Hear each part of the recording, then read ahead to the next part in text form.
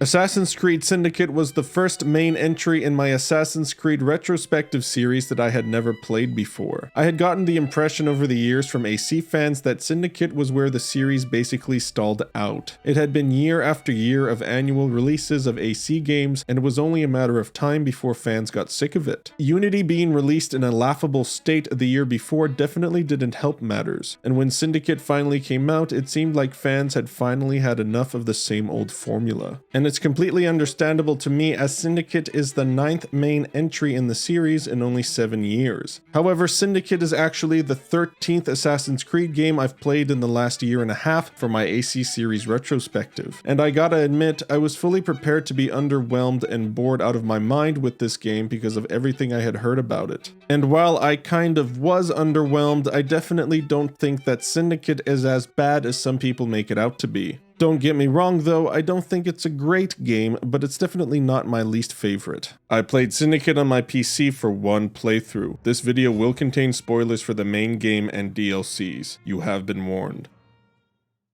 The first thing that most AC fans will notice when playing Syndicate is how different it looks to Unity. Unity had a pretty strong art style with very dramatic lighting and deep, dark colors that gave the game a more cinematic quality to it that complemented the time period of a violent revolution really well. Syndicate, however, is much more focused on realism as opposed to the more stylized world of Unity's France, with lighting and colors that are less dramatic. The result of this is that many people think that Syndicate doesn't look as good as Unity, and while I definitely do prefer Unity's art style over Syndicate's, I don't really think Syndicate looks bad at all. And Syndicate's art style fits well with the lighter tone that the game is going for. The Jack the Ripper DLC though has a much darker tone than the main game and has lighting and coloring much more reminiscent to Unity as a result, at least to my untrained eye. Putting all that aside, Syndicate's depiction of Victorian London is pretty great. Basically every landmark you'd expect to be there is there, such as Big Ben and Buckingham Palace, and the world feels suitably populated for the time period, with grimy factory workers toiling away and the upper class all wearing suits and high fashion driving around in their stagecoaches. Unity's launch was infamous for how terrible it was due to the absurd amount of bugs, glitches, and technical issues there were. Syndicate didn't repeat Unity's disaster, however the game still has its fair share of technical issues and visual quirks. The game ran at a pretty solid 60 frames per second on very high settings for me, however for some reason the clothing on characters was animating in 30 frames per second instead of 60 for the entire game. There were instances of objects floating in the world or characters floating slightly above the ground. The AI would sometimes have trouble with their pathing and get stuck on objects or just kill themselves. There were some odd visual glitches and spelling errors, the physics system sometimes went berserk, and there was one time where an enemy seemed to spawn inside the roof of a building and prevented me from becoming incognito, which stopped me from being able to interact with another NPC to continue a mission. And there were a couple cutscenes that were completely borked due to the character models not being in the right place, not playing the right animation, or just not showing up entirely. They did add back the ability to delete your save from within the game, so there's that I guess. Still no multiple save slots though. I did have a theory on why multiple save slots had been removed from Unity and now Syndicate, however it had something to do with microtransactions being added to the game, but as of the writing of the script I have already been playing a few hours of Assassin's Creed Origins, and they added back multiple save slots to the franchise while still having microtransactions, so I guess my theory is no longer valid. Still don't know why they ever removed them in the first place. Syndicate also continues a bit of a tradition in the series of having some rather strange audio mixing, which began in AC3 where the music would drown out almost everything else during gameplay. But Syndicate's issue is actually the same problem I had with all 3 Chronicles games, which is that sometimes the dialogue for NPCs can be a lot quieter than all the other audio, making it hard to understand what they're saying without subtitles. Ubisoft might have been made aware of this, as I noticed in the options menu for Origins that there is a dialogue boost feature, which is something Syndicate doesn't have. The game's score is fine, but not really memorable for me, which is something I've said for the last few games in the series, and honestly I was beginning to wonder if I had become jaded to the music in this series or stopped caring about it or something. But in the first few hours of playing Origins, the music has already left much more of an impression on me than Syndicate's did, so I guess it really is the game's score and not me. Syndicate's story is much more lighthearted than anything else in the franchise, and initially I was enjoying that aspect of it. It brought to mind movies like Indiana Jones or the original Star Wars trilogy, stories that were fun and adventurous with a sense of humor. And Syndicate definitely tried to incorporate all of those elements and more in its narrative. Tried being the operative word. Unfortunately, almost everything Syndicate tries to do with its story doesn't really hit the mark for me. Firstly, the game's characters aren't that interesting or deep. Syndicate introduces two playable protagonists, twin brother and sister Jacob and Evie Fry. The twins have some believable banter. I myself am the oldest of 3 kids in my family, so I can definitely relate to the twin sibling relationship. But beyond that, the twins don't have much in the way of depth. The game does try to flesh out its main villain, Crawford Steric, by having multiple cutscenes with him in the game, showing how he responds to the progress that the twins make throughout the story. Unfortunately, Steric still comes across as a painfully generic and cliched villain. Oh my god, he shot his own henchman? Never seen a villain do that before. Also, there are no encounters between Steric and the twins throughout the entire game until the last 20 minutes or so in the 35 hours it took me to beat the game. Having your villain interact with the protagonist is one of the most common tropes in storytelling for a reason. It works. Can you imagine playing through a game like Batman Arkham Asylum and the Joker just doesn't have any interactions with Batman until the last 20 minutes of the game? No, you couldn't, because that would suck. Of course, as this is an Assassin's Creed game, you bump into basically every significant historical figure from the time, and in some cases literally bump into them, and all of them have some sort of quirk, like Inspector Aberlene's penchant for dressing up in terrible disguises, or the Prime Minister's wife being a bizarre out-of-touch rich woman gawking at the lives of the peasants. These scenes really reminded me of the cutscenes in certain Rockstar games like GTA 4 and the first Red Dead game, except nowhere near as good. See, Ubisoft seemed to only pick up on the humorous aspect of those cutscenes, neglecting the other elements like satire and parody and depth to the characters and themes. Think of, say, some of the cutscenes in Red Dead 1 involving Seth, a grave-digging thief who likes being around corpses just a little bit too much. Well, all the writers of Syndicate apparently took from that was that each character in their game needed to have a funny quirk, except without actually being, funny, which Syndicate really isn't. Almost every attempt at humor in the game is groan-worthy and unfunny. Remember how I said that Syndicate is going for a much more lighthearted tone than previous games in the series? Well, that's absolutely true, and while that did help Syndicate feel a little different from past AC games, it does come at a cost. That cost being a disconnect between the game's tone and its setting. Victorian London is the birthplace of the Industrial Revolution, which changed the world forever due to the amazing amount of technologies and manufacturing processes that were created at the time. However, it was also a time of terrible strife for many people in the lower classes, where factory workers were being worked to death and thousands of people died due to contamination in the water supply. I mean, hell, even the trailers for this game were trying to hammer home how shitty of a time this was for the downtrodden, with the tagline "Oppression has to end." There are literally missions where you rescue child laborers from factories, so it's a bit jarring to go from confronting some of the horrors of the time period to "weird policeman dresses up like a grandma." It just feels a little off-putting is what I'm trying to say. Honestly though, I really do think that Syndicate's story has all the pieces it needs to tell a good story. It just fails to flesh out said individual pieces and put them together properly. Jacob and Evie disagree on the best course of action in regards to how to remove the Templar influence in London. Jacob thinks that making a street gang to compete with Steric's goons and going after the various businesses that the Templars control should be their priority, while Evie believes that looking for the piece of Eden hidden somewhere in London is more important as they don't want it falling into Templar hands. So the twins split up and go after their objectives, which means that they're separated for most of the game, meaning you don't actually get to spend much time with both of them together. The game does try and add some kind of tension or drama to the story with a couple subplots, like Evie's romance with another assassin, Henry Green, which has less spark and chemistry and is less believable than an imaginary wet matchstick. And there's a few times throughout the story where Jacob's lack of foresight when killing Templars results in fallout for the general population of London, like a shortage of medicine after he kills a Templar doctor, or the near collapse of the British economy after killing a Templar banker. However, Evie ends up cleaning up Jacob's mess in a mission each time this happens, and I was hoping that this would actually lead to some sort of consequences for the twins or their relationship, but this never really happens. By the end of the game, they have a little argument where they vow to never work with each other again and blah blah blah blah. I never believed for a second that the twins were gonna split up. They do the last mission together, then resolve their differences and move on like nothing happened. It's a shallow and weightless end to a shallow and weightless story. Oh yeah, and I guess there's also the modern day storyline. That's still here, and I still don't care. I've been checked out from the present era story in the AC franchise after AC3, and this game didn't do anything to change that for me. I guess Syndicate is trying to set up the return of Juno to the world with the World War I optional memories of the game where you play as Jacob's granddaughter, and it's revealed at the end of the game that Abstergo are trying to create a precursor being in a lab, which Juno wants to inhabit. So yeah, that's cool, I guess.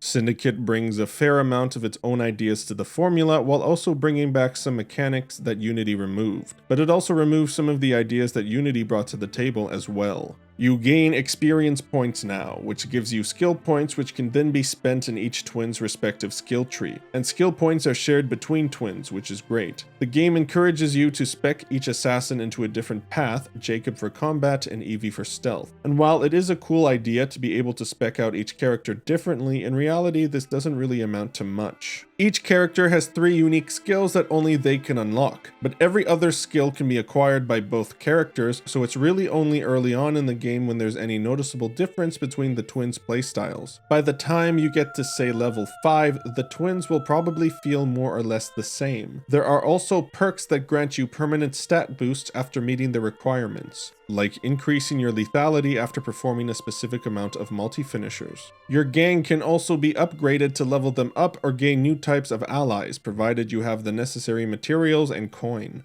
The gang mechanic resembles the Brotherhood mechanic from earlier games, where you can recruit your fellow gang members as you walk the street and order them to attack enemies. But the mini-game where you were sending your members on timed missions for money does not make a return. Syndicate brings back the ability to move bodies, as well as the whistling mechanic allowing you to lure guards to your location. And the final conversation scenes with your targets have also made a comeback after a slight detour into the psychic memory reading abilities Arno had for some reason. And Eagle Vision has been reverted to how it worked before, i.e. without a timer. Combat in Syndicate has been sped up substantially, and Syndicate's combat might be my favorite in the series so far, after you unlock a few combat skills. Early on in the game, combat can feel pretty button mashy and tedious, as you mostly just press X over and over to attack the same enemy. But once you unlock a few skills and get the hang of implementing combos and your other tools like your quick-fire pistol or knife, and make good use of the counter and stun mechanics, combat really hits its stride. So I said in my Unity review that there wasn't any way to dodge bullets since the game removes the human shield mechanic. Turns out that isn't actually correct. You can dodge some bullets by rolling when the shooting icon appears. I didn't know this, either because the game didn't tutorialize it or I just missed it. You can't dodge every bullet, however. There are still enemies that will shoot you without warning. Syndicate has its own way to dodge bullets during combat by giving you a prompt to press Y, at least on the Xbox controller, at the correct time.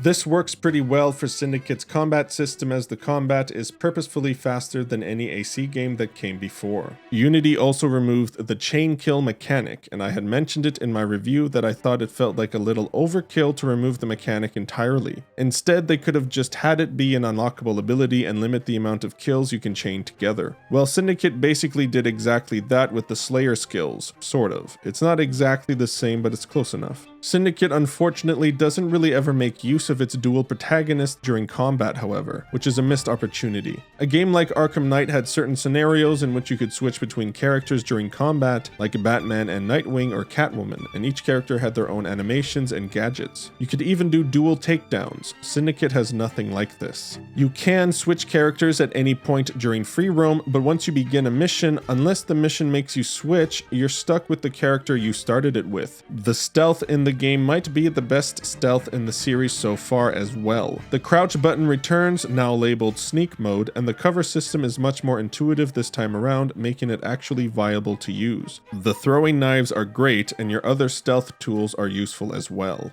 There's also a new kidnapping mechanic which allows you to secretly hold someone hostage in order to sneak into restricted areas or by guards. There is a circle of awareness, however, that widens the faster you go, and if an enemy enters the circle, you'll be found out. This is a great mechanic that I'm surprised wasn't introduced earlier in the series. For some reason, Syndicate saw fit to remove the multi-quick select system from Unity, meaning you can only have one gadget or tool available to use at any given time. This definitely feels like a step back. London also doesn't really feel as real and tangible to me as Paris did, due in no small part to the comparably fewer buildings you can enter and pass through. The parkour system has also taken a hit, even though it continues where Unity's left off in regards to being able to easily free run up and down. The game no longer lets you jump off of buildings, making an already pretty automated system give even less control to the player. Before, you could use your knowledge and skill with the parkour system to chain together some pretty impressive sequences of free running with the jump button, but that's been completely gutted from the system, which is a completely unnecessary change that just removes depth from the system. But the best part of Unity's campaign is present in Syndicate, that being the assassination missions with their open-ended design allowing you to go after your target any which way you want. The opportunity system returns and is improved. Now each opportunity clearly communicates the result of using it, meaning the confusion that was present in Unity is gone.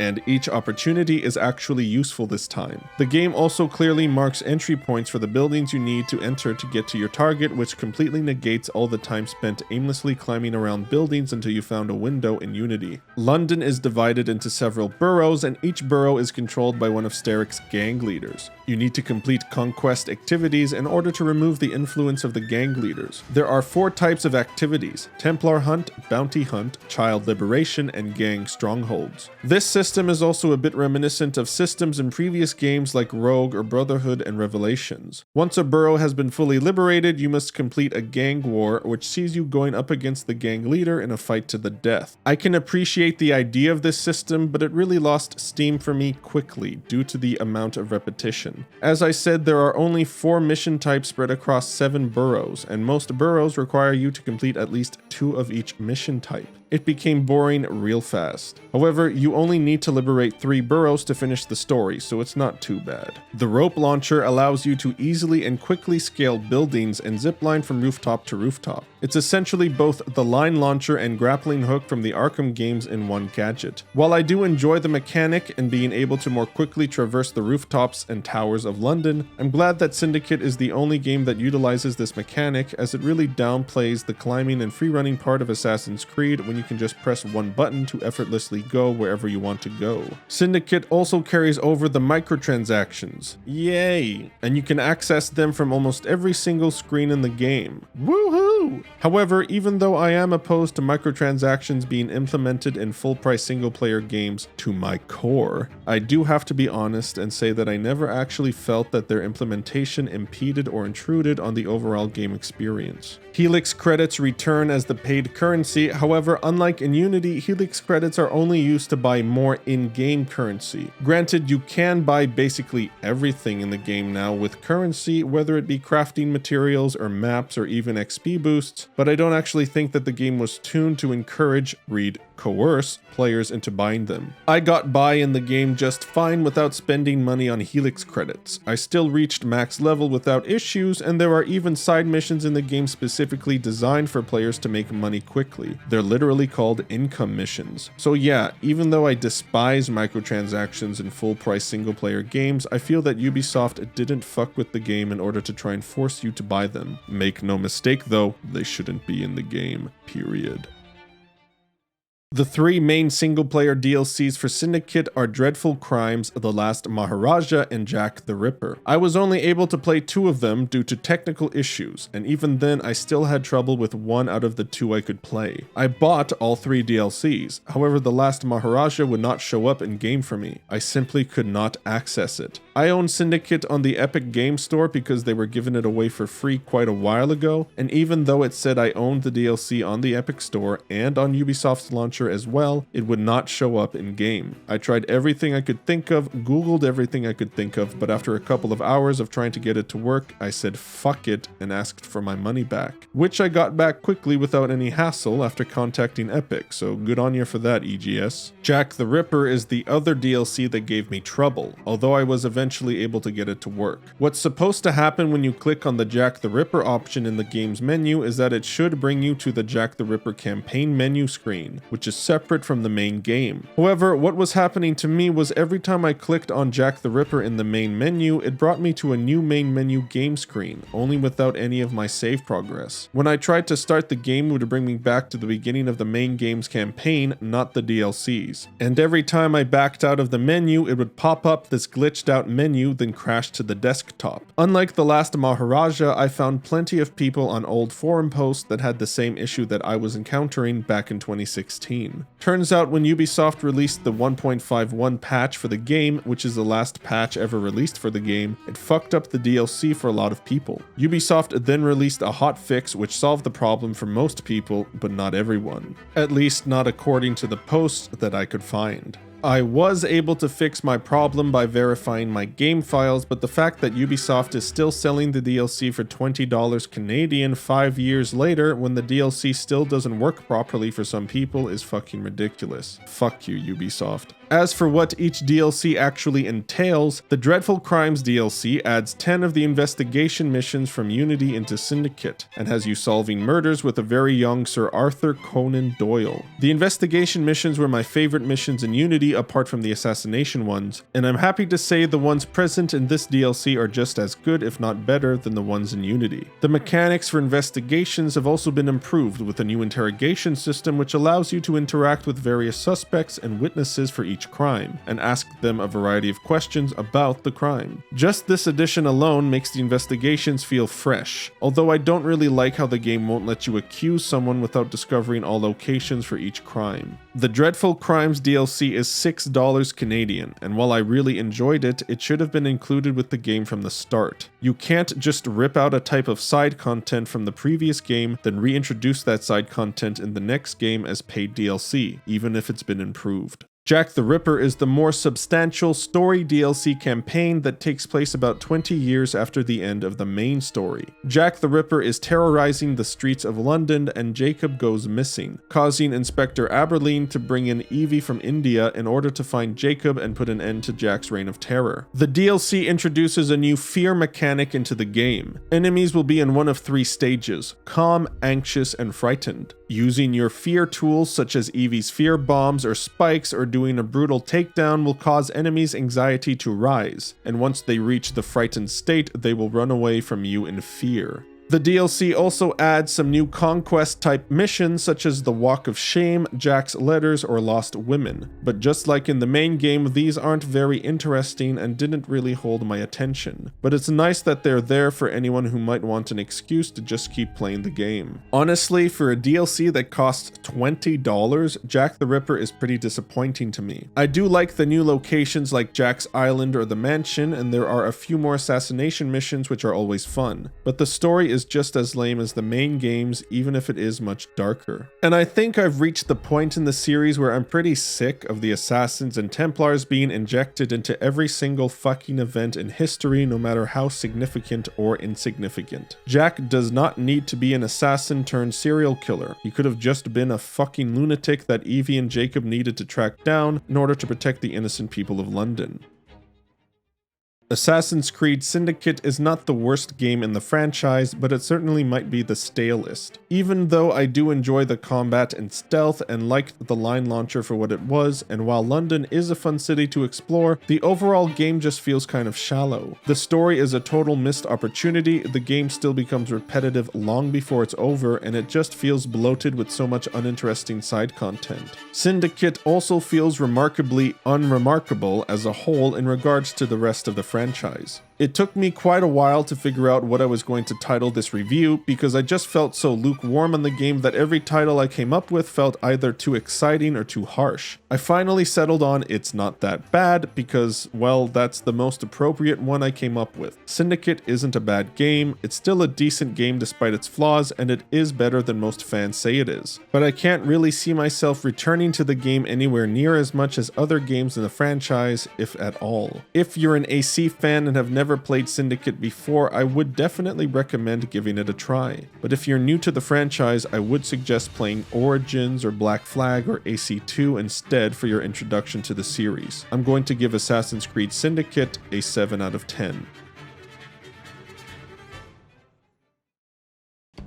only 3 more games to go in the AC series retrospective. I just want to quickly mention here that I have been uploading 2 reviews per month for the last year or so, but unfortunately due to real-world circumstances, I might only be able to upload 1 game review per month for a few months this year. It's disappointing for me, but it is what it is. I work 5 days a week and have actually been working 6 days a week for multiple weeks in a row due to circumstances at work a few times in the past, and I'm currently doing so right now, which means my time to play games and work on videos is pretty limited. And whenever I'm reviewing games that are really long, like the more recent AC games, I simply don't have enough time to do more than 1 review per month. The next review will be for Assassin's Creed Origins, so stay tuned for that. If you liked this video, please consider leaving a like, subscribing, and commenting your thoughts on Syndicate. Thanks for watching.